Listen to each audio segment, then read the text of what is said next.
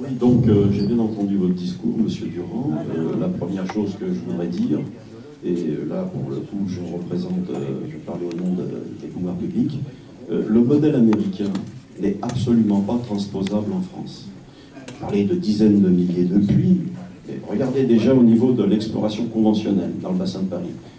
Dans un bassin identique aux États-Unis, alors que nous, on se contente de forer 2 à 3 puits forages au kilomètre carré, aux États-Unis, déjà en conventionnel, c'est 20 puits, c'est démesuré. Chaque fois, c'est beaucoup plus. Alors donc, évidemment, la réglementation américaine, je la connais peu, mais en tous les cas, quand vous me dites que vos cimentations elles sont de mauvaise qualité, je veux bien le croire. Mais en France, cela n'est pas possible. Notre réglementation, cela n'est pas possible. Et j'ai les chiffres ici. Donc, les ciments qui sont injectés pour protéger les aquifères sont de 1 microdarcy de perméabilité, alors que c'est inférieur, la perméabilité, à celle d'une roche compacte dans la série géologique. Donc, c'est contrôlé d'abord par des diagraphies.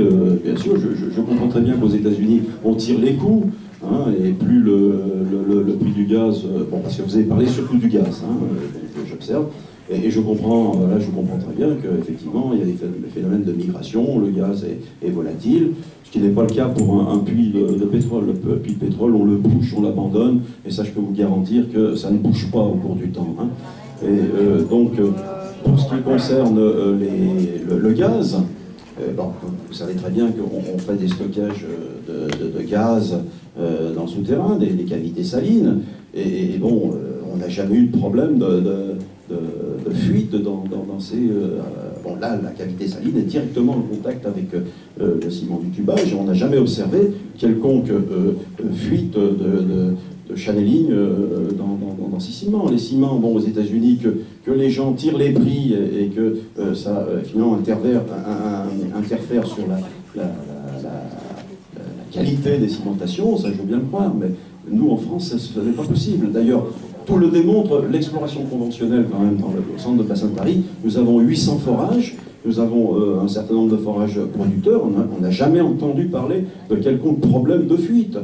Donc, moi, je ne suis pas d'accord pour ce qui concerne les cimentations. Vous parlez de la baignoire. Bon, la baignoire avec des trous, vous bougez avec du plâtre. Mais il y a un problème d'échelle, là.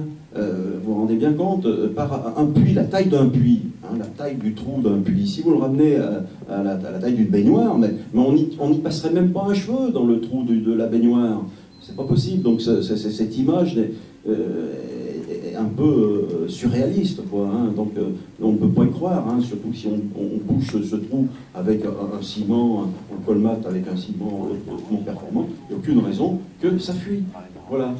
Ensuite, vous avez parlé de problèmes de puits qui fuient. Bon, admettons qu'on a un puits fuyard en France. Ben, la réglementation française prévoit que la compagnie qui l'a foré, même 50 ans plus tard, même si elle a été rachetée, on a retrouvé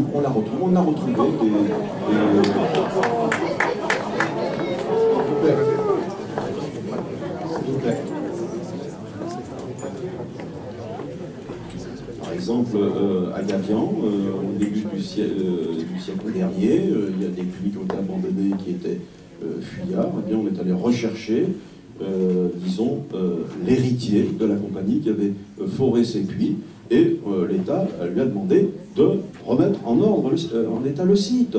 C'est pas le contribuable qui paye la fermeture des puits, ça, je suis désolé. Après le code minier, il y a le code civil, il y a une responsabilité de l'opérateur pétrolier. Alors aux États-Unis, je ne sais pas comment ça se passe, apparemment la réglementation est un peu légère. D'ailleurs, des accidents comme Macondo, au large dans le golfe du Mexique, chez nous, c'est pas possible. Il y a un accident total en mer du Nord qui date de moins de 2 ans. C'est absolument comparable à ce qui s'est produit. Dans les 2 cas, il s'agit de la pression du gaz qui a délavé le coulis qui était en train d'être mis en place. Donc, oui, bon, je vous trouve très optimiste. En fait, en tant que je ne suis pas français, donc je suis mal placé pour contester ou analyser votre réglementation. Mais ce que j'en connais, je vais vous parler plutôt du Québec et des États-Unis. Au Québec, les pluies qui fuient, je vous ai parlé des 2 tiers des puits qui ont été forés récemment. Je ne parle pas de vieux puits. Récemment, donc en 2008 et 2011, ils s'alimentaient tous chez la cimenterie Lafarge, et je ne sais pas pourquoi Lafarge International fournirait de la camelote aux foreurs de puits chez nous. Je ne pense pas. Et je crois que les Américains ont quand même développé le processus. D'ailleurs, ils détiennent les brevets sur un tas d'étapes dans ce qui concerne ces opérations, à la fois de fracturation, de mise en place du coulis, de perforation. C'est la firme Halliburton qui développe même des pistolets qui sont dérivés de produits militaires à l'uranium enrichi pour percer les tubages, percer le roc et créer les amorces de fissures. Donc, il y a énormément de sophistication. C'est toujours en cours de développement. Je nie pas qu'il puisse y avoir des problèmes technologiques. Le point essentiel sur lequel je ramène, et vous êtes ingénieur géologue comme moi, sur les phénomènes géologiques, vous savez bien comme moi qu'on ne peut pas les accélérer. Vous avez vous-même mentionné que la migration du méthane, et si vous vous attaquez vous avez une expertise dans le domaine des gisements conventionnels, mais si vous attaquez au lias, croyez-vous que dans le lias, vous allez trouver uniquement des micro-gouttelettes de pétrole et qu'il n'y aura pas du gaz associé? Dans la roche-mère, bien sûr, dépendant des températures et des pressions d'enfouissement, on a forcément des différences, mais dans le Bacon, on a des exploitants pour le pétrole, il y a 6000 puits, et ils ont en même temps du gaz. J'ai donné les chiffres, il y a environ 10 fois plus de gaz en volume, mais le gaz, on sait bien, on parle de volume de gaz normalisé. Le pétrole a une densité plus élevée. Et ce gaz, même si on est dans le nœud, vous voyez la situation, c'est que c'est pas très loin de l'Alberta, c'est dans le nord des États-Unis, Saskatchewan, etc. Il y a peut-être une vingtaine de gazoducs et d'oléoducs qui passent là, mais pour une question de mise en marché, là, c'est vrai, là, je vous considérerais qu'on est aux États-Unis et ils sont assez laxistes. On brûle le gaz à la torchère, au Dakota Nord, parce que c'est le pétrole qu'on veut avoir de la roche-mère, mais malgré tout, on ne peut pas sortir uniquement le pétrole, le gaz sort plus vite. Alors le gaz, comme il ne peut pas être vendu ou transporté, les exploitants sont autorisés à le brûler à la torchère. Alors je ne connais pas la législation. Est-ce qu'en France, quand on exploite du gaz, on est autorisé, les exploitants sont autorisés à laisser fuir une partie de l'atmosphère? Il faut savoir que le gaz, on parle de méthane. Même s'il est brûlé à la torchère, c'est 3,5 millions de pieds cubes par jour seulement pour le Dakota Nord. Ça équivaut à 1 million, à la pollution, à l'effet de serre d'1 million de voitures. Et c'est un estimé que je trouve, moi, personnellement, sous-estimé parce qu'on parle du gaz méthane converti en CO2 et on regarde ce qu'émet une voiture en CO2. Mais les torchères, c'est pas un procédé efficace à 100%. S'il y en a 4% qui fuient sous forme de méthane mal brûlé, ce 4% de méthane-là, à lui seul, il a le même effet que le 100% de CO2 qui sort de la torchère. Donc, il y a vraiment des problèmes très sérieux à la roche-mère qu'on n'a pas dans les gisements conventionnels. La présence du gaz, il faut vraiment savoir comment il risque de fuir une fois que le puits sera fermé, et pas uniquement par le puits, par des fractures naturelles aussi. Disons qu'en France, là, évidemment, pour le moment, on ne sait pas, puisqu'on n'a pas exploré cette roche-mère, et on n'a d'ailleurs fait aucune expérimentation. On a souvent parlé de reprise de la recherche au niveau des hydrocarbures de roche-mère, mais en fait, on ne sait rien. Hein, et pour l'instant, donc, il y a une loi qui a été d'ailleurs confirmée par le Conseil constitutionnel qui interdit en France la fracturation hydraulique. Donc on ne saura pas avant longtemps. Hein. Donc pour ce qui concerne de toute façon le bassin de Paris, donc c'est du pétrole, il n'y a pas de gaz. Hein. Donc c'est pas du tout la même logique. Alors pour le gaz maintenant, bon, c'est vrai que les pouvoirs publics sont en train de réformer le code minier et de prendre en compte, alors ce que vous dites effectivement, et moi je suis d'accord avec vous, il y a un certain laxisme aux États-Unis, et je suis tout à fait d'accord sur ce point-là. Bon, mais en France, tout est sous contrôle. Ça, je suis désolé. Oui, laissez s'exprimer, parce qu'il là, il est venu, il a été invité. Si, évitez de faire des commentaires. Merci beaucoup. Après, vous poserez des questions dans quelques minutes. Bon, donc, nous, les pouvoirs publics sont là pour justement faire en sorte que ça ne se passe pas comme aux États-Unis. Donc de toute façon, c'est contrôlé. Sur les forages, il y a des contrôleurs des directions régionales qui interviennent régulièrement pour vérifier que tout se passe correctement. Tous ces gens-là, je les connais, et donc je peux vous garantir qu'ils font leur travail correctement avec les outils qu'on leur a donnés. On a une réglementation très stricte concernant la protection de l'environnement. D'ailleurs, l'idée, c'est de renforcer encore la protection de l'environnement, notamment parce que comme le peuple, moi non plus, je ne voudrais pas que mes aquifères d'eau soient contaminés. Mais pourquoi voudriez-vous croire que je voudrais qu'on nous laisse des régions complètement, comme vous nous avez montré, là, mitées avec des clusters partout. Non, on ne veut pas ça en France, de toute façon. Tout le monde est d'accord pour ça. Mais de toute façon, si on fait quelque chose, on va le faire différemment, proprement, écologiquement. Mais permettez juste sur ce dernier point, c'est relativement important. On parle d'exploiter un gisement de roche-mère. On s'entend, je pense, pour savoir que dans ce cas-ci, il n'y a pas comme tel d'exploration. À partir du moment où on sait que le lias fait, je ne sais pas, ou qu'une formation donnée fait 100 mètres ou 40 mètres d'épaisseur sur une étendue de 10 000 km², pour arriver aux chiffres publiés du gaz en place ou du pétrole en place et de ce qui est exploitable, il faut forcément aller fracturer la totalité de ce volume-là, c'est-à-dire la totalité des 10 000 km² dans le cas de l'Utica, sur 100 mètres d'épaisseur, ou au Dakotas, les chiffres sont plus élevés, c'est plus de forages. Vous pouvez faire des forages un peu plus longs, mais vous ne pouvez pas vous affranchir du fait que pour aller fracturer, l'extension des fractures latéralement, c'est quelques 100, 200, 300, 400 mètres, vous êtes obligé d'avoir une densité, comme votre schéma et comme les miens le montrent, qui vont modifier la totalité du substratum géologique. Et la modification n'est pas mineure. La modification, c'est une couche qui maintenait emprisonnée depuis des centaines de milliers et parfois de millions d'années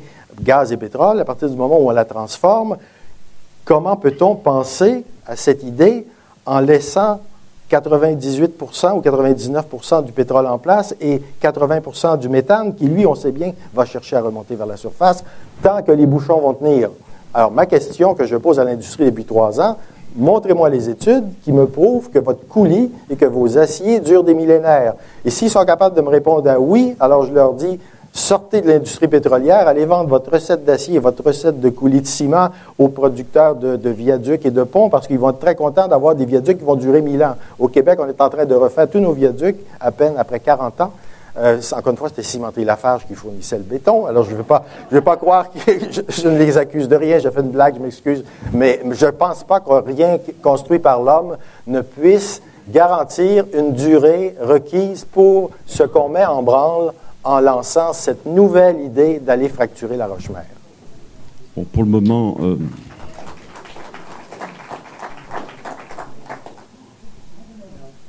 Pour le moment, donc, la question ne se pose pas en France puisque la fracturation hydraulique est interdite. Sauf que quand même, il faudrait quand même aller voir cette formation géologique, savoir dans quel état elle est, notamment si elle est fracturée naturellement, moyennant quoi il n'y aurait pas nécessité de fracturer cette roche et on pourrait produire des hydrocarbures comme un réservoir classique. On est d'accord, là. Mais on n'est plus dans la roche. Enfin, oui, non, on n'est plus dans les. On peut imaginer que c'est. dans les nouveaux gisements. On la connaît mal. On l'a jamais carottée. On la connaît très mal. Donc l'idée, c'est quand même, avant de se lancer dans de la fracturation hydraulique, mieux connaître la première étape, c'est de bien connaître cette roche-mère et savoir quelles sont ses propriétés mécaniques, si elle est fissurée, comment on peut la travailler. Maintenant. On a besoin d'expérimentation pour savoir ce qui se passe. Bon, et moi je suis convaincu que de toute façon en France on ne ferait absolument pas la même chose que ce qui a été fait aux États-Unis. Ça, le modèle même réglementaire n'est pas du tout le même. Nous n'avons pas du tout la même réglementation. Elle est très stricte. Ça, il n'y a aucun problème. Donc je ne peux pas. Mais on peut faire des essais. Mais de toute façon, si effectivement il s'avère que c'est trop dangereux, eh bien on décidera à ce moment-là, non, on ne le fait pas. Donc, mais pourquoi s'interdire de ne pas aller voir dans un premier temps ce qu'il en est? Peut-être que ça ne marchera pas, que ça ne sera pas économique, mais au moins on aura regardé. Et puis ça sera un sujet finalement qu'on n'en parlera plus, quoi, si c'est pas économique. Je suppose que ça soit pas économique. Maintenant, c'est vrai, ce qui peut être économique à 120 $, 150 ou 200 $ le baril, eh bien, le serait certainement pas à 20, 30 $ le baril. On ne peut pas imaginer un seul instant que dans les années 90, où le baril était à 20 $, on se soit lancé dans une telle aventure. Les compagnies auraient laissé leur chemise. Bon, ils auraient fait ça pour rien. Ça, c'est bien évident, mais ce que l'on ne dit pas non plus, c'est que la production du pétrole de schiste aux États-Unis a eu un impact quand même, c'est sur le prix du pétrole, sur le prix du baril. Bon, est-ce que les gens accepteraient de payer leur litre de gasoil 2 € à la pompe? S'ils sont d'accord pour le faire, on n'aurait pas fait les hydrocarbures de schiste aux États-Unis, puisque ça a maintenu une certaine pression sur les prix du brut, et grâce à cela, on continue à avoir des prix du baril, somme toute, encore assez acceptables. Bon, écoutez, je vous propose peut-être non pas de changer la discussion, mais je dirais que ce que font les Américains et ce que, idéalement, ferait la France, peut-être que ça peut présenter deux pôles, mais ce que je souhaite, peut-être ici, la question posée, doit-on exploiter les hydrocarbures de Rochemin ou hydrocarbures de Rochemin, point d'interrogation. Il faut peut-être analyser fondamentalement qu'est-ce qu'on veut faire avec ça. Et j'ai constaté, moi, que ça a été lancé d'abord aux États-Unis, mais ça se fait également en Pologne. C'était lancé au Québec. On est arrivé à avoir 18 puits fracturés par opposition populaire. Tout a été stoppé. Et avec ce temps d'arrêt, on constate qu'il y a à peu près 0 recherche sur, par exemple, l'effet des produits injectés dans la recette du fracturant hydraulique sur la durée de vie des coulis.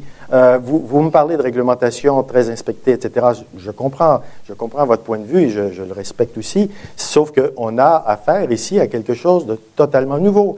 Et la raison pour laquelle c'est rentable de faire ce qui a été fait aux États-Unis, c'est parce qu'un peu comme dans le Far West, quand si vous voulez, les premiers arrivent et que le shérif n'est pas encore là, quand vous arrivez avec un nouveau procédé technologique dans un secteur qui est réglementé pour quelque chose d'ancien et qui ne prévoit pas l'impact, justement, d'avoir à faire face à des bouchons maintenant qui devront résister à des pressions qui reviennent à la valeur d'origine pour des centaines de milliers d'années. Comment gérer ça? On a un problème qui se compare ici à la gestion des déchets nucléaires. Et on sait que les déchets nucléaires, c'est pas simple. On doit trouver un stockage pour 125 000 ans au minimum, ou même 250 000 ans. On parle de 10 demi-vies. Peut-être c'est un autre secteur, on n'entrera pas là, mais on a affaire à quelque chose qui n'a jamais été fait encore, c'est-à-dire fracturer la totalité d'une formation géologique pour aller extraire ce qu'elle contient, mais on ne le fait pas proprement. On le fait avec des taux de récupération qui ne sont que parce que c'est payant ces quelques années d'écrémage, on laisse tout en place et personne encore n'a réfléchi, personne. J'ai trouvé 0 publication sur Internet, peut-être j'ai mal cherché. J'en ai trouvé 3 maintenant parce que j'ai écrit 3 textes. Mais si vous cherchez durée de vie des puits, vous allez trouver durée de vie commerciale des puits. Mais si vous cherchez durée de vie technologique des puits, c'est-à-dire combien de temps est-ce qu'un viaduc non entretenu se casse la gueule, on sait que c'est une quarantaine d'années. Bon, combien de temps est-ce qu'un acier se corrode, on le sait aussi. Mais un puits abandonné, dans un contexte de gaz de schiste ou d'hydrocarbures de roche-mer, combien de temps est-ce que ce bouchon tient par rapport au processus géologique qu'il doit maintenir sous terre? Il y a 0 étude. Moi, j'en ai mis 3 en ligne, mais j'en ai pas trouvé d'autres. Ça fait 3 ans que je pose la question. Il n'y a encore personne de l'industrie qui m'a contredit ou qui m'a amené une preuve comme quoi ils ont inventé un coulis qui dure 10 000 ans. Je suis bien d'accord. J'aimerais bien le voir. Oui, les industriels, ils font effectivement ce qu'ils veulent aux États-Unis. Ils sont peu concernés par le problème. De toute façon, ils sont sous contrôle.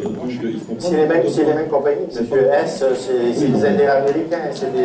Ils ont les mêmes procédés partout à l'échelle de la planète. Écoutez, de toute façon, pour l'instant, elles, ils sont contrôlés. Et puis, de toute façon, ils avaient l'interdiction de fracturer. Ils ne l'ont pas fait. Puisqu'ils respectent la loi. Il y a des lois françaises. Et personne ne peut... Ils ont des lois aussi aux États-Unis. Ils ont des contrôles. Mais oui, les lois et contrôles ont été pensés pour le conventionnel. Ça n'a pas été pensé pour ce nouveau contexte. De toute façon, en France, ça ne pourrait pas se faire, une fracturation hydraulique clandestine. On ne peut absolument pas l'imaginer. Actuellement, bien sûr. C'est pas possible. Oui. C'est pas possible. Les contrôles des produits qui sont sur site donc sont en fait exercés par les contrôleurs des DREAL, la direction régionale. Et donc de ce point de vue-là, il n'y a aucun problème. Et puis là, vous parlez des produits, effectivement, aux États-Unis, ils ont joué les apprentis sorciers, ils ont un peu injecté n'importe quoi dans leur puits. Mais en France, de toute façon, on ne peut pas injecter dans le sol n'importe quoi, c'est pas possible. Même quand on produit de l'eau d'un réservoir d'eau salée, vous savez que la compagnie pétrolière est obligée de la traiter dans des usines de traitement avant de la rejeter dans le milieu naturel. Et elle est autorisée seulement à réinjecter cette eau là où elle l'a prise, mais pas dans un autre horizon géologique, ça c'est pas possible. Donc vous imaginez bien qu'au niveau de l'injection d'eau, alors entre parenthèses, l'eau que les compagnies voudraient injecter, ce serait pas de l'eau, ce serait de l'eau impropre à la consommation, bien évidemment. On va pas injecter de l'eau douce dans les forages. C'est cette eau, donc avec des composants chimiques de l'ordre de 0,5%. Donc de toute façon, la liste doit être fournie au pouvoir public et tout produit toxique serait obligatoirement interdit. Et là, on parle toujours de centaines de produits qui seraient injectés. Aux dernières nouvelles, c'est pas plus d'une dizaine, quoi. Faut pas exagérer quand même. Donc, je n'ai jamais dit ça personnellement parce que de toute façon, on a environ 12 fonctions. Il y a plusieurs fonctions. Il faut étayer les fissures, donc il faut lubrifier, nettoyer, et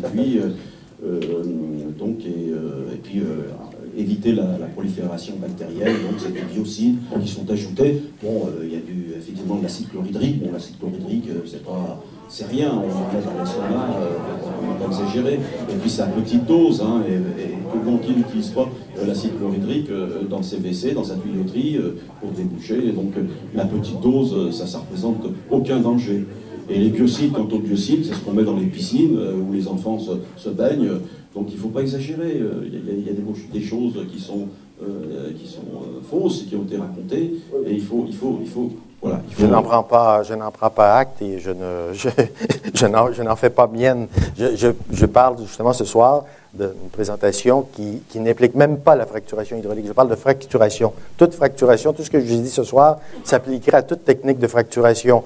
Par exemple, concrètement, il existe une autre technique qui s'appelle fracturation au propane liquide et ça prend exactement les mêmes volumes. C'est-à-dire qu'au lieu d'avoir des centaines de camions-citernes d'eau, vous avez des centaines de camions-citernes de propane.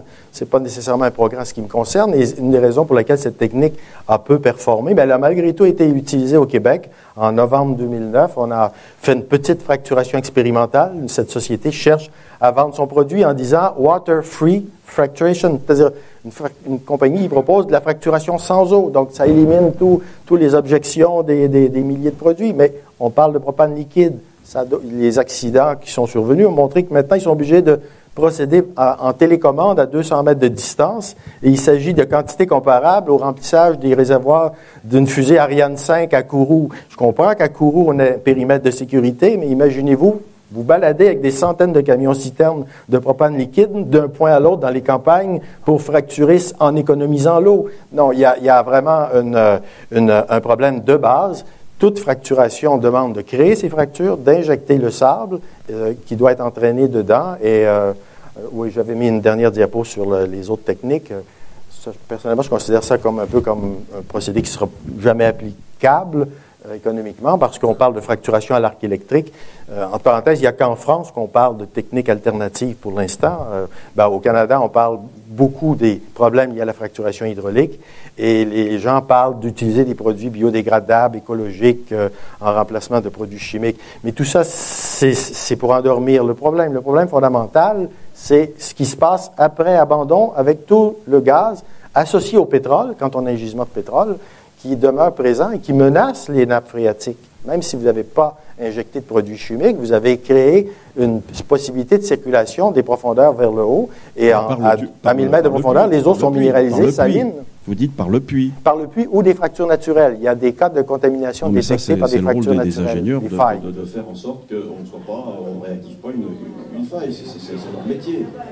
Donc, dans le bassin de Paris, moi je ne connais pas, les failles que je connais, c'est plutôt des failles écrans, et d'ailleurs qui ont permis, en certains cas, justement, de constituer des gisements conventionnels. Mais bon, mais j'entends bien votre discours, hein, donc ça dépend aussi où on fait ces fracturations hydrauliques. Il y a des sécurités à prendre, il faut bien connaître. Vous savez, le forage de Malpasset, il n'aurait pas cédé si on ne l'avait pas construit sur une faille. Là, tout le monde est d'accord, hein, voilà. Mais bon, il a cédé, bon, ben, écoutez, ça a été raté. C'est un exemple de fracturation hydraulique au Texas. Ça vient d'une publicité d'une compagnie qui fait ce qu'on appelle l'écoute microsismique. Vous avez 4 puits ici, horizontaux, dans lesquels on a fait la fracturation simultanément dans les 4 puits. Les points rouges, ce sont les endroits où ça craque. Ce sont ce qu'on appelle l'écoute microsismique. C'est le monitoring. La technique permet de surveiller où vont les fractures. Et dans cette explication qu'on peut retrouver sur Internet, l'ingénieur géologue explique que voici, quand on contrôle bien le processus, on a environ... c'est de l'échelle, chaque petit carré représente 500 pieds, donc un peu moins de 150 mètres environ. Donc, vous voyez, d'un forage, ça peut aller à 300-400 mètres de chaque côté. En fait, il y a jusqu'à 1000 pieds ici, donc 300 mètres. Mais dans une zone de faille, c'est bien identifié, on dépasse 2000 pieds. Donc, on dépasse 650 mètres de propagation. Et le seul commentaire qui est présenté dans ce sous-traitant qui travaille pour l'industrie de la fracturation hydraulique, ils disent aux ingénieurs, achetez notre procédé parce que vous perdez du fluide dans les failles. Alors, une fois que ce fluide est rentré là avec le sable, il rentre comme sur une autoroute pour la circulation souterraine et ça rejoint les nappes au niveau de la surface. On ne parle pas du puits, là, ici. On parle vraiment d'une zone de faille. Au Québec, on m'a dit la même chose en disant, la société Talisman dit, on n'ira pas fracturer s'il y a des failles. Je veux bien, mais dans le premier rapport géologique que j'ai obtenu des forages qu'ils ont fait, ils sont justement, excusez-moi, je n'ai pas le diagramme. Bon, peu importe. Oui, ça, c'est pour montrer l'extension des fractures. Donc, c'est totalement incontrôlé. Des extensions de 550 mètres, c'est courant. Et pourquoi ça survient? C'est parce qu'ils sont justement dans des endroits où il y a des fractures naturelles. Ça n'existe pas des terrains qui n'ont pas des discontinuités. Le massif rocheux n'est pas quelque chose d'uniforme, d'homogène. D'ailleurs, il y a une certaine densité de fracturation où il n'y a pas de mouvement. Ça aide à ce que le procédé soit efficace. Mais dans les zones où on ne contrôle pas, vous savez, ça procède depuis la surface et ça peut être à 2-3 km au bout du forage que se fait l'injection. L'opérateur, malgré toute la sophistication de ses instruments, il y a un manomètre, il y a une lecture de pression et une lecture de volume. Et quand il voit que ça fuit en grande masse dans le terrain, bien, il sait qu'il est dans une faille, il arrête. Sauf que c'est déjà rendu à 2000 pieds plus loin. Donc, on n'a pas de façon de prévenir les accidents dans ça et couvrir la totalité d'une couche géologique, tout l'IAS dans le bassin parisien, tout le sous-sol d'Anticosti, tout le Bakken au Dakota Nord, forcément, ils vont rencontrer des failles qui n'étaient pas cartographiées. Même avec le sismique, on ne peut pas détecter les failles. Ça, c'est mon expertise personnelle de 25 ans de cartographie. Oui, mais dans le bassin de Paris, bon, les failles, il y en a quand même, elles sont connues, la plupart. Les grandes failles, disons, qui sont susceptibles, disons, de rejouer. Mais dans la série géologique, de toute façon, quand bien même il y aurait une petite faille, il y a suffisamment d'argile, disons, qui sont capables de fluer pour, disons, empêcher tout de suite le passage de quoi que ce soit du fond du puits vers... on est quand même là à 3000 mètres de profondeur. Hein. Non, le fluage qu'on invoque, il ne se produit pas dans les failles pour une raison bien simple, c'est que les failles sont déjà, dans certains cas, quelques failles peuvent être cimentées étanches elles-mêmes, mais c'est bien connu dans le génie civil. On a fait des tunnels sous le Mont Blanc, dans certains endroits, on avait plus de 2000 mètres de roc au-dessus, donc des pressions énormes, et le débourrage des tunnels. Mon expertise vient du domaine du génie civil, et où on a vraiment, pour les questions de fuite d'eau, de perméabilité, de fracturation, de possibilité d'injection de gaz, des méthodes assez sophistiquées. Le carottage est fait en continu. Nos tunnels nous permettent de nous balader en continu pour voir la densité des fractures. Et quand on a une faille sur une carte, on s'aperçoit souvent, dans la réalité, sous terre, c'est peut-être 3, 4, 5 zones de discontinuité, zones de fracturation. Donc, elles ne sont pas aussi simples que ce que montre la sismique ou les cartes géologiques. Et même à 2000 mètres de profondeur, le fluage est loin d'être suffisant pour boucher des fractures dans lesquelles on est vite en train d'injecter du sable pour les maintenir ouvertes, justement. Donc, il y a des communications, il y a des cas de communication des zones profondes. On en a au Québec connues de façon naturelle entre les eaux salines de profondeur et le méthane thermogénique des profondeurs. et qui arrive jusqu'à la surface. Je vous parle des conditions naturelles. Si on fracture dans ça, on ne peut pas dire qu'il y aura quelque chose qui miraculeusement va boucher ces voies naturelles. On va encore en plus ajouter plutôt des trous qui eux-mêmes deviendront des sources de circulation par la suite quand les bouchons seront dégradés. Je ne sais pas si vous voyez le point de vue. Je ne pense pas que les failles, on puisse dire que parce qu'il y a un peu d'argile, ils se bougent toutes seules.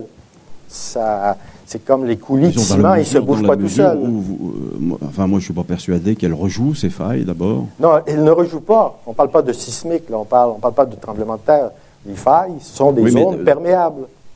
Oui, mais dans votre discours, on a l'impression que finalement, en fracturant, on va remobiliser des failles. Pas le mouvement de la faille. Non. On va remobiliser, on va permettre la circulation souterraine entre une nouvelle zone perméable qu'on vient de créer dans l'ensemble de la couche de roche-mère. Sa perméabilité, je ne sais pas le chiffre, elle est d'après moi modifiée par plusieurs ordres de grandeur. Sinon, l'hydrocarbure ne s'écoulerait pas. Ce qui est emprisonné pendant 400 000 ans dans une couche comme le bacon et qui se met à circuler en quelques années, c'est parce qu'il y a quelque chose qui a été changé, c'est la perméabilité due aux nouvelles fractures. Alors, si cette couche continue après, une fois qu'on a terminé la fracturation par des dizaines de milliers de puits, dans cette zone-là, il y aura des circulations naturelles qui débitaient peu, mais maintenant, ils sont connectés directement avec une source de méthane, une source d'hydrocarbures, qui va aussi circuler par des fractures naturelles. J'ai quelques schémas de ça, mais bon, j'ai parlé surtout des puits dans l'exposé, mais les deux causes existent, et la deuxième, celle des fractures naturelles, est beaucoup plus problématique, parce qu'on peut retravailler un puits, on peut le recolmater, on peut faire du plug-in ou du squeeze, qu'on appelle en termes techniques chez nous. Par contre, dans une faille, j'imagine mal comment on va aller boucher une faille sur 4 km de long. C'est pas possible. Nous, pour l'instant, donc, comme je vous dis, on n'a pas d'expérience sur le sujet, puisqu'on n'a jamais fracturé, utilisé... Enfin, la fracturation hydraulique, une fracturation hydraulique de cette ampleur, bien évidemment, qu'il ne faut pas confondre avec ce qu'on appelle la stimulation. Oui. Et ça, c'est autre chose, la stimulation de réservoirs classiques, où là, on ne fait que, disons... permettre de faire démarrer la perméabilité d'une roche, et ça n'a rien à voir. Donc il y a fracturation hydraulique et fracturation hydraulique, donc il ne faut pas confondre. Et il y a un amalgame qui est fait actuellement entre ce qui a été fait sur d'anciens puits, mais pour du conventionnel, et ce qui pourrait être fait sur des drains horizontaux dans des horizons de roche-mère. Bon, nous, pour l'instant, c'est clair, on n'a aucune expérience puisqu'on ne l'a jamais fait. Donc, mais ceci dit, ce que finalement, en France, les gens ont souhaité, c'est que des essais soient faits, des expérimentations, pour voir le comportement de la roche. Parce que, la fracturation hydraulique, on sait comment ça se passe. Maintenant, et bien évidemment, il faudra réviser certains postes, la quantité d'eau utilisée, notamment les produits chimiques, dont la liste doit être réduite à ses fonctions premières, donc nettoyage, acidification, et puis des biocides, quoi. Donc voilà. Donc sinon, en termes pour ce qui concerne les ouvrages, les forages, proprement dire. Moi, j'ai envie de dire que depuis la surface jusqu'au fond, il n'y a aucune raison. Les forages sont faits de la même manière que les forages conventionnels, avec des cimentations qui doivent être parfaites, avec des diagraphies qui permettent de vérifier que, vous nous avez montré effectivement, de tubage avec une cimentation qui, localement, mais maintenant, c'est quand même sur des distances importantes qu'elles sont faites, ces cimentations. Elles sont vérifiées par des diagraphies de puits, et il y a des experts qui sont capables de dire c'est bien fait ou mal fait. Donc, évidemment, pour tirer les coups, j'imagine qu'aux États-Unis, les cimentations ont été faites d'une manière négligée. Je ne suis pas d'accord sur ce point. Juste pour préciser, qu'est-ce qu'on entend par cimentation? J'ai passé très rapidement. Il s'agit de mettre du coulis depuis l'extrémité du forage. Dans la dernière cimentation, bien sûr, il y aura eu 3 étapes intermédiaires. On a 3 tubages, etc. Donc, chaque fois, on a le contrat à donner à quelqu'un en disant, vous me coulez, et ce n'est pas du béton, c'est du coulis. Du béton ne passerait jamais, donc c'est un produit beaucoup plus fluide. Il faut qu'ils puissent remonter jusqu'à la surface. Et ces coulis, comme dans tout béton, ont un retrait naturel. Le retrait naturel est souvent entre 3 et 6 %. Alors, sur 2000 mètres, imaginez, on devrait normalement voir le coulis, une fois qu'il a fait le plein jusqu'à la surface, on devrait le voir descendre de 60 mètres. On ne le voit jamais. On ne le voit jamais. Pourquoi? C'est parce que le coulis fait prise. Et quand le coulis fait prise, même si on contrôle les venues d'eau par une contre-pression, une densité de boue, bon, c'est très technique, mais disons, les foreurs savent normalement comment empêcher les fuites. C'est une impossibilité technique et ça n'a jamais été le but d'avoir un scellement parfait. Initialement, on n'en mettait pas de coulis entre les tubages, il y a très longtemps. On s'est mis à en mettre parce que, surtout dans la fracturation hydraulique, il y a des cycles dynamiques. La pression, on doit passer souvent, il y a des variations de pression. Donc, il faut que le tube soit résistant, il ne faut pas qu'il bouge, il ne faut pas qu'il ait un mouvement libre. Donc, le coulis a cette fonction, mais une fois qu'on a terminé la production, ce qui arrive au coulis, il se développe, et ça, c'était démontré par un collègue qui est spécialiste des Wild Oil Wells Leak, que vous devez peut-être connaître, Maurice Dussault, qui est un chercheur à l'Université de Waterloo, qui travaille qu'avec l'industrie pétrolière depuis le début de sa carrière. Il montre qu'il y a le phénomène de migration d'une fissure annulaire depuis le bas jusqu'en haut des forages anciens, en vieillissement, dû à des cycles thermiques, dû à des cycles plutôt pas thermiques, mais de variation de pression et vieillissement des coulis. Il y a décollement des coulis de l'acier, il y a décollement des coulis du tubage, il y a aussi parfois à l'intérieur même du coulis une fissure annulaire qui remonte jusqu'à la surface. Et il suffit d'1 millimètre pour amorcer une circulation, laquelle amorce une dégradation et laquelle va donner des fuites à gérer dans 15 ans, dans 30 ans, etc. Alors, si le gisement était vide, comme un puits d'exploration usuel qui ne trouve rien, j'ai aucun problème avec ça. Moi, je n'ai pas de problème avec le gaz et le pétrole qu'on extrait. Ma préoccupation, c'est le gaz et le pétrole qui restent quand on bouche le trou. Pouvez-vous me garantir que ça tient 10 000 ans, 100 000 ans, votre technologie? Et c'est ce qu'il faut, selon moi, pour ne pas léguer un méga problème pour lequel on n'a fait aucune étude avant de se lancer tête baissée aux États-Unis dans cette industrie. Peut-être qu'en France, vous réétudierez le problème et vous trouverez une solution miraculeuse, mais jusqu'à maintenant, c'est développé avec des brevets, des sociétés qui ne sont pas des deux de pique dans l'industrie, Halliburton, Schlumberger, etc. On détient les brevets, encourage les compagnies planétaires partout à acquérir des permis sur les roches-mères. Ça semble être un boom payant partout et les investisseurs courent beaucoup dans ça, mais il y a un danger pour ceux qui investissent. En tout cas, on se base beaucoup sur des taux de production avec l'expertise de puits conventionnels, alors que dans le cas de gisement de roche-mère, la courbe de descente de production est beaucoup plus raide. Et ça, il y a encore assez peu de chiffres, mais les premiers chiffres nous montrent qu'on a une possibilité d'éclatement d'une bulle dans ça. Donc peut-être dans 10 ans, on ne parlera plus de gaz de schiste et de pétrole de schiste. Je ne suis pas expert en finance, mais cette problématique liée sur des fausses projections de production future, ces puits-là ne durent pas 20 ans comme les puits conventionnels. À peine après 3 ans, ils sont non rentables. Aux États-Unis, votre gisement sera peut-être différent en France, ou vos techniques, mais ça, je ne sais pas. Je me base sur ce qui existe en Colombie-Britannique, dans 7 États américains, Texas, Pennsylvanie. J'ai regardé l'ensemble des données. Les nouvelles données nous tendent chaque mois à confirmer qu'ils sont partis avec une vision qui était, je dirais, dirigée d'assez haut, d'avoir assuré une indépendance énergétique américaine. Donc, Dick Cheney, qui était à la fois, ou subsectivement, vice-président américain et président de la compagnie Halliburton, a réussi à faire soustraire l'industrie des Clean Water Act et Clean Air Act. Donc, quand on parle de déréglementation, c'est un bel exemple. Donc, l'industrie de gaz de schiste n'aurait pas été économiquement rentable aux États-Unis même si elle avait dû se conforter, suivre ces réglementations. Si vous avez une bonne réglementation en France et si vous la modifiez en fonction des nouveaux paramètres, vous n'aurez jamais d'industrie d'hydrocarbures de roche-mère. C'est à peine rentable dans des gisements qui sont énormes, où on fait 500 forages jusqu'à 2000 forages par année. Leurs coûts de forage sont le quart de ce que vous m'avez indiqué comme coût d'un forage en France, parce qu'ils le font de façon massive. Alors, c'est ça la dynamique, c'est ça l'idée. Avant de lancer des chiffres et des possibilités d'indépendance énergétique, on a sorti les mêmes arguments au Québec. Nous, c'est 100% du pétrole qu'on importe au Québec. Il vient du Nigeria, il vient du Venezuela. On en a dans l'Ouest, mais notre pétrole de l'Ouest est vendu aux Américains. Alors, c'est un peu un illogisme, mais ça, je n'entrerai pas dans le contexte canadien. Vous avez votre propre contexte français à analyser vous-même, mais ce n'est pas nécessairement plus rose partout. Alors, il y a ces incongruités où on utilise des faux arguments. Mais les arguments les plus faibles, selon moi, c'est la question de divulguer la nature des produits chimiques. Pour moi, ça n'a aucune importance.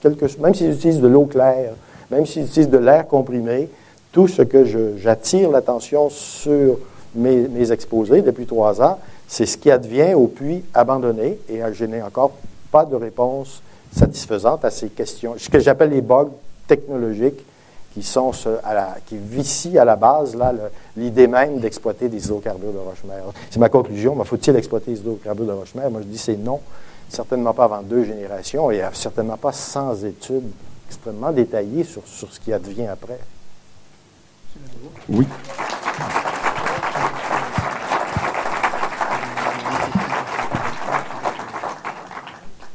La question que j'aimerais vous poser, c'est est-ce que ces puits qui sont abandonnés sont sous surveillance aux États-Unis? Aux États-Unis? Oui. Écoutez, la surveillance des puits est une idée relativement récente. Historiquement, les compagnies pétrolières, tant aux États-Unis, dans tous les États du monde, j'ai regardé, je crois, en France, peut-être j'ai moins regardé votre législation. La législation au Canada, un puits, quand un opérateur demande un permis pour utiliser le substratum, il est locataire pour extraire du gaz ou du pétrole, et quand il termine, il déclare que maintenant son puits, il n'en veut plus, il n'est plus rentable, il n'y a pas à démontrer qu'il n'y a plus de gaz, il n'y a pas à démontrer rien du tout, il y a simplement à se conformer à les lois de l'environnement qui obligent, ce que j'expliquais, le scellement au-dessus de la formation, ou au-dessus, entre chaque formation aquifère, l'obturation du puits au niveau de la surface, la reconversion des sites, et ils obtiennent, dans les faits, 6 mois après le passage de l'inspection, il y a inspection fréquente pendant les opérations. Pour des questions de sécurité, les normes qui définissent comment on opère un chantier de construction ou comment on opère un puits en activité sont très détaillées. Mais il y a un vide juridique à peu près absolu sur ce qui se passe des puits une fois qu'ils sont retournés à l'État. Et l'État, la région la plus avancée, c'est l'Alberta, qui a 300 000 puits classiques, conventionnels. Ils ont créé seulement en 2000 un organisme pour faire l'inventaire des puits qui sont un peu partout dans le décor. Et ils exigent des compagnies une contribution. Ils ont un budget de 10 millions de dollars par année. Ça leur a permis de faire l'inventaire. Et ils ont attaqué un puits qui fuit depuis 1916, un vieux puits qui débite de la saumure et du gaz dans la rivière La Paix, à proximité d'une ville qui contamine, on estime qu'il y a, je n'ai pas les chiffres en mémoire, mais des quantités importantes. Dans les années 50, on a tenté, en forant 2 forages, de le boucher. C'est un puits qui ne descend qu'à 300 mètres de profondeur. Il a débité du gaz et ici, la plateforme s'est écroulée, il était laissé en plan tel quel. Exemple type d'un puits orphelin, la compagnie fait faillite, disparaît dans le décor. Essayez de retrouver ça, c'est rêver un peu en couleur. Et ça n'est qu'en 2001, en dépensant 5 millions de dollars, on a réussi à boucher le premier des 60 000 puits orphelins en Alberta. Et là, on parle de puits conventionnels. Et on se lance aux États-Unis, on voulait se lancer au Québec avec un programme de 20 000 nouveaux puits sans avoir personne réfléchi à l'impact de ça sur est-ce que nos règlements conviennent à ça? Est-ce qu'ils ont été pensés pour ça? Qu'est-ce qui va se passer dans le transfert de l'État? Les compagnies ont budgété et ont vendu aux autorités l'idée qu'il y avait de l'argent à faire avec ça pendant l'étape exploitation. Après, c'est zéro. Il y a un fonds de réserve, oui, mais qui sert globalement à payer peut-être le salaire de 3 inspecteurs qui font une tournée très sporadique. C'est pas suffisant.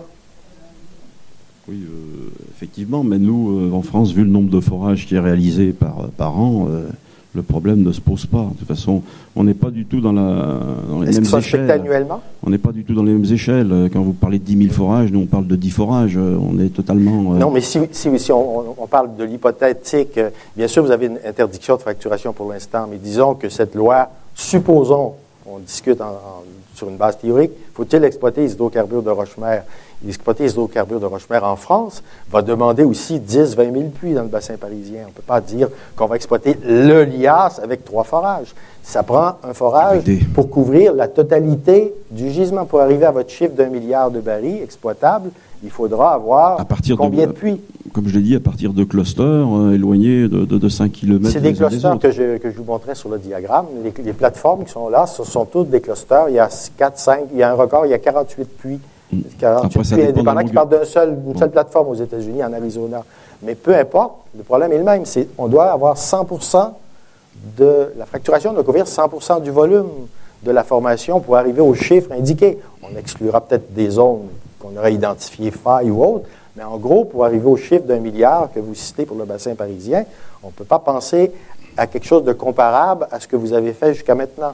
Jusqu'à maintenant, c'était de détecter des... Ça, je n'ai rien contre l'exploitation de gisements conventionnels. Il y a une vraie étape d'exploration. La nature a créé des concentrations naturelles dans des roches qui sont déjà perméables. On va pomper, on ne modifie pas le réservoir, sauf en diminuant sa pression. L'eau souterraine remplace, etc. Et on peut boucher le puits. Mais fracturer la roche-mère, c'est une idée totalement différente. Oui, je suis tout à fait d'accord. Sur cette base, on ne peut pas penser qu'on va avoir quelques dizaines de puits seulement. Ça sera comme aux États-Unis. Même si vos plateformes ont chacun 8 puits, elles seront, chacun de ces puits-là va couvrir un demi-kilomètre carré. Au jour d'aujourd'hui, de toute façon, dans le bassin de Paris, c'est l'exploration conventionnelle qui est privilégiée. Voilà. La fracturation hydraulique est interdite. On s'entend là-dessus. Je suis d'accord. De toute façon, on ne va pas en faire. Et donc voilà, mais faudrait-il exploiter les roches-mères? C'est ça la question. Ce que la loi du 11 juillet 2011 prévoit, et 4 articles. Il y a un article qui prévoit qu'une commission d'évaluation soit créée pour évaluer justement en particulier les impacts environnementaux d'une fracturation, de quel type, j'en sais rien, hydraulique, au propane. Moi, le propane non plus, je suis comme vous, je pense que c'est trop dangereux. Enfin, bon, ça c'est mon point de vue, hein, c'est pas le... C'est moi qui dis ça. Hein. Et puis après, les autres techniques, l'arc électrique, tout ça, c'est des fantasmes plus qu'autre chose. Bon, la vraie technique, c'est la fracturation hydraulique. Hein, oui. Voilà. Et maintenant, il y a sa mise en œuvre, son impact, et bon, ça c'est sûr qu'il faut le mesurer, il faut arriver à ce que vous dites, à voir sur le long terme quelle incidence elle peut avoir. Ça, je suis tout à fait d'accord. Bon, puis la logique entre le pétrole et le gaz est différente. C'est pas le même fluide. On n'a pas la même. Non. Bon, en France, on produit surtout du pétrole. Lac, finalement, c'est terminé. Le gisement de Lac, le plus gros gisement qui avait été découvert en Europe. Finalement, ça y est, c'est sa fin. Donc, l'année prochaines années, ça va être 99,9% de notre gaz qu'il faudra importer, hein, puisque le gaz ne représente plus que 0,2% de nos besoins. Bon, alors après, dans le sud, savoir si on exploite le gaz de schiste ou non, bon, la question aujourd'hui ne se pose pas, puisque sans fracturation hydraulique, c'est pas possible. Pas possible. Voilà. Êtes-vous d'accord avec moi que dans le cas de gisements conventionnels, effectivement, on a des gisements où on a le gaz. Ici, il y a pétrole, il sera forcément plus bas. Donc, la nature a permis, sur une longue échelle de temps géologique, ce transit, et le gaz étant plus léger, peut se loger dans des réservoirs distincts. Le gaz et le pétrole ne sont pas mélangés dans le conventionnel. Dans le centre du bassin de Paris, on n'a pas de gisement de gaz. C'est le pétrole. Très peu de gaz. Dans la roche-mère, est-ce que vous avez une idée? Est-ce que, moi, je n'y crois pas, parce que je connais les gisements qui ont été identifiés en Amérique du Nord. Si on parle de la roche-mère, le gaz, le kérogène est là, il libère, bien sûr, par les transformations, rarement, uniquement un seul produit. Bien sûr, on parle de gisements qui sont plutôt dans la fenêtre à gaz, d'autres qui sont plutôt dans la fenêtre pétrole, mais croire qu'on va tomber sur une roche-mère qui va nous livrer que du pétrole sans avoir le problème de gaz associé, parce que quand vous abandonnerez ce gisement de pétrole, le gaz, il y en aura aussi dans votre gisement, et vous aurez aussi amorcé le processus de migration de ce gaz. Donc, c'est un problème nouveau que vous n'avez pas dans les gisements de pétrole conventionnels. Même si c'est le pétrole que vous allez tirer de la roche-mère, ce pétrole, il ne sera pas comme le pétrole qui, lui, a eu des centaines de milliers d'années ou quelques millions d'années pour migrer. Vous allez avoir un pétrole dont la migration va s'amorcer l'heure suivant la fracturation. Et cette migration va forcément créer un problème de présence de gaz qu'on n'a pas et qu'on peut avoir à une échelle beaucoup moindre dans les gisements conventionnels. De ce point de vue, il y a eu quand même quelques essais qui ont été faits au niveau du lias sur des puits verticaux. Le pétrole est absolument le même que celui que l'on retrouve dans... La nature du pétrole, oui, mais est-ce qu'on a dosé le gaz? Est-ce qu'on a mesuré le rapport, en somme, le rapport gaz-pétrole dans la roche-mère? C'est une donnée qui existe pour à peu près tous les gisements qu'on a inventorié jusqu'à maintenant. Et dans le cas d'Anticosti, on sait que nous, on aurait à Anticosti un rapport gaz-pétrole 3 fois plus élevé que celui qu'il y a au Bakken. Donc, on aura un contexte insulaire, avoir un problème 3 fois plus gros parce qu'il n'y a pas de port méthanier dans une île comme ça. Donc, c'est un problème. Et les industriels qui ont fait la promotion du projet n'ont pas dit un mot sur le gaz. En fouillant dans leurs données, j'ai vu qu'ils avaient un problème de gaz absolument énorme à gérer à cet endroit-là. Donc, on ne peut pas penser comme du gisement conventionnel. Il faut regarder qu'est-ce qui va réellement se passer après la fracturation. Et pas juste pendant 3 ans d'exploitation, après également aussi. La Roche-Mère, de toute façon, n'a pas atteint la fenêtre à gaz, donc elle est restée au-dessus. Donc il n'y a aucune raison que on trouve un peu bien sûr de gaz dans le GOR associé à la qualité du pétrole qui est plus élevé, le GOR dans le... La fenêtre à gaz, vous la connaissez sûrement mieux que moi, mais lorsqu'on parle qu'il y a transformation totale des hydrocarbures et qu'il ne reste plus que le gaz. Mais même quand on est même qu'on n'a pas encore détruit l'ensemble des hydrocarbures, on a, avec ces hydrocarbures, dans la Roche-Mère, présence de gaz. Parce que tous les gisements que j'ai vus, tant du Bakken, etc., toutes les données publiées jusqu'à maintenant, pour les gisements de Roche-Mère de pétrole, donnent un rapport gaz liquide, gaz par rapport à liquide, qui varie d'un gisement à l'autre. Et du côté d'Anticosti, le rapport est 3 fois plus élevé que celui du Bakken, celui du bassin de Paris, que je ne sais pas, je n'ai pas trouvé de données. Vous m'avez appris hier qu'on peut accéder aux données de forage. Si j'ai un peu de temps, j'irai regarder ça. Ça complétera des statistiques, mais ce sont des questions. On n'a pas besoin d'aller forer pour savoir ça. C'est sûrement des données ont déjà été recueillies. Ce sont des données de base, savoir qu'une roche-mère contient des hydrocarbures, du kérogène, et en phase liquide, en phase gazeuse, etc. Il faut que ça soit dosé. Ça donne une idée des problèmes qu'on aura si jamais on va forer dans ça. Ok, bon, ce que je voudrais dire, c'est que de toute façon, dans le bassin de Paris, et vous l'avez évoqué, il y a le problème de l'économie. Oui. Ça va être le premier truc, puisque de toute façon, les compagnies pétrolières seront nécessairement confrontées à une réglementation très stricte. Et bon, pour le savoir, si c'est économique ou non, il faut faire des essais. Ça, c'est la première chose. Et la deuxième chose que je voudrais dire aussi, c'est qu'il y a d'un côté les compagnies qui y croient, et puis d'autres, quand même, d'autres opérateurs pétroliers qui ne croient pas à cet Eldorado du pétrole de schiste dans le bassin de Paris. Alors là aussi, c'est des trucs à vérifier. Mais ceux qui n'y croient pas, n'ont pas l'intention de se lancer dans cette affaire. Bon, ça marche. Donc, on va arrêter le débat. On va passer aux questions maintenant. Oui. Moi, en fait, avant de passer la parole au public, je voudrais juste vous poser une question à chacun d'entre vous. D'abord à Monsieur Durand. Donc, en fait, l'exploitation du gaz et du pétrole de schiste, c'est quelque chose de très récent, et pourtant vous avez dit que en fait, les répercussions pouvaient durer. Vous avez écrit. Vous avez dit pendant le processus, une fois enclenché, peut durer pendant des milliers d'années. Vous avez même dit des millions d'années, je crois. C'est qu'en fait, tout géologue... Sur quoi est-ce que vous pouvez dire ça, puisque ça fait seulement que quelques années qu'on exploite? Je reprends les paroles de M. Lamirault, et je pourrais reprendre aussi, je dirais, les écrits de tous ceux qui ont analysé la genèse des gisements pétroliers conventionnels. On sait qu'à l'origine, la roche-mère a une porosité et surtout une perméabilité très, très, très faible. Ça prend donc des temps incommensurablement longs en fonction des gradients, en fonction des variations de pression, pour qu'on ait amorce de migration. Ça prend aussi une certaine quantité de fracturation naturelle. Donc, dans le jeu des âges géologiques, le pétrole peut se mettre à migrer 10 millions d'années ou 100 millions d'années après qu'il a été emprisonné. Et cette migration elle-même dure des centaines et peut-être des millions d'années. Ma question, c'est pourquoi ça continue après? Pourquoi est-ce que je vous dis ça? C'est que ce qu'on fait quand on arrive à avoir une nouvelle fracture, cette nouvelle fracture doit permettre aux hydrocarbures de migrer depuis la matrice qui, elle, est demeurée relativement étanche, et ce n'est pas un procédé qui peut se faire en une année. C'est un procédé qui s'amorce avec une courbe exponentielle. Et c'est la simple prolongation des données des exploitants actuels en Pennsylvanie, par exemple, pour le gaz, ou des exploitants pour le pétrole du Bakken au Dakota, montrent que leur courbe se prolonge jusqu'à l'infini.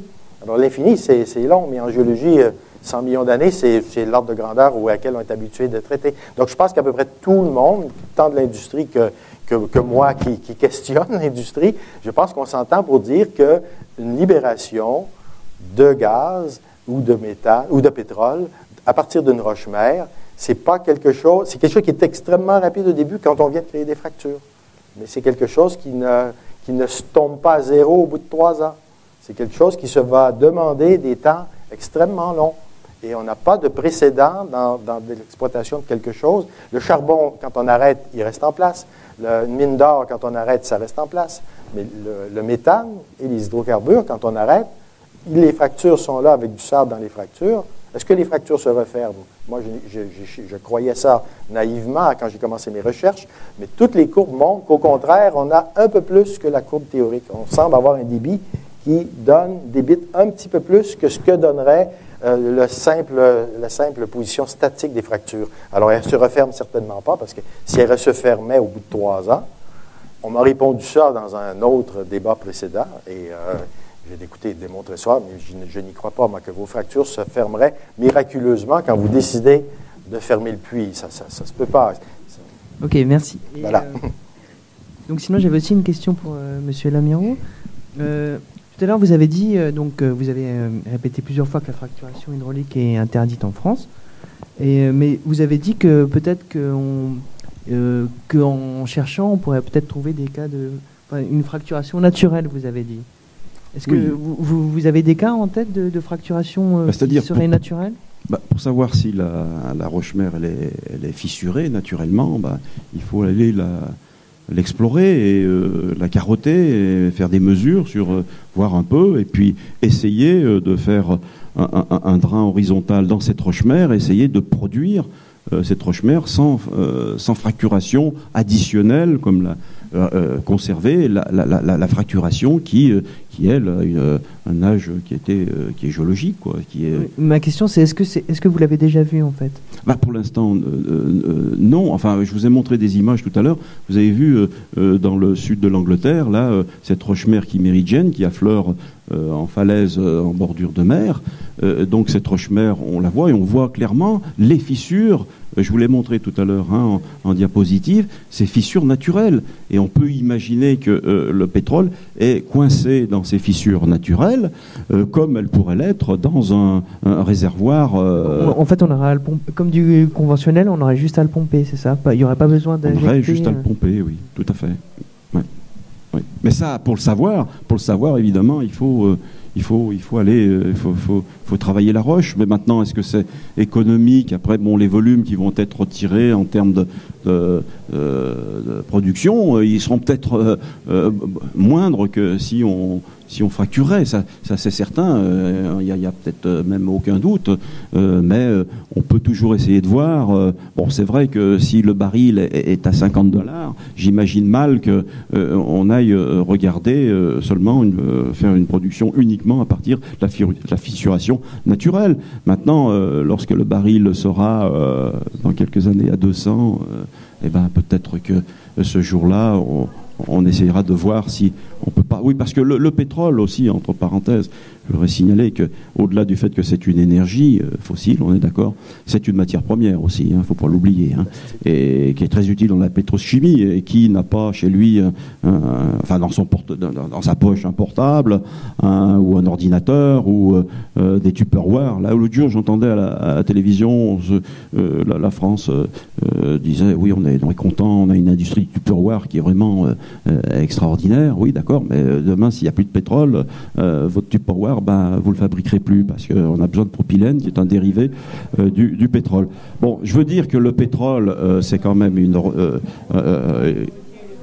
oui, bien sûr, vous pouvez toujours revenir à l'âge des cavernes, ça c'est votre problème.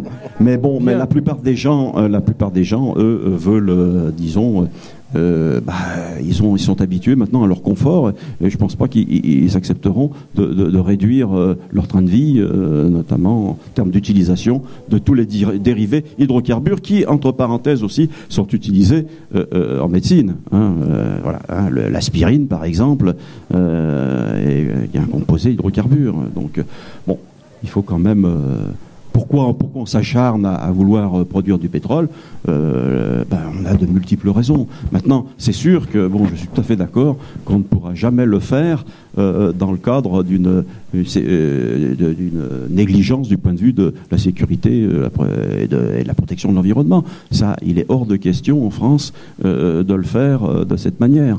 Maintenant, que ça ait contaminé, et c'est là où je voulais insister, que cette polémique sur les gaz de schiste, hydrocarbures de schiste, ait contaminé l'exploration dite traditionnelle, qui existe depuis 60 ans et qui ne pose pas de problème. Et ça, je trouve ça un peu injuste pour les opérateurs pétroliers qui, s'intéressent qu'aux hydrocarbures conventionnels.